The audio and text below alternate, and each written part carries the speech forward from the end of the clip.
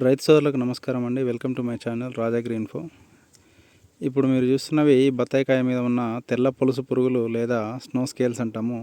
ఈ పురుగులు మనకి సాధారణంగా కాయల మీద, ఆకుల మీద మరియు మొక్క యొక్క కొమ్మలపైన, కాండం పైన కనిపిస్తాయి. ఇవి ఏంటంటే మొక్కలు లేదా కాయల పైన ఉన్న కాండం పైన ఉన్న రసాన్ని పీల్చి ఆ యొక్క బెరడు అనేది ఎండిపోయి మనకి మొక్క చనిపోయేదాకా ప్రమాదం ఉన్నది. అయితే ఇవి ఒక కొమ్మ పైన లేదా ఒక కాయ పైన కొన్ని వేల సంఖ్యలో ఈ పురుగులు ఉండి వాటి నుండి రసాన్ని పీలుస్తూ బతుకుతాయి.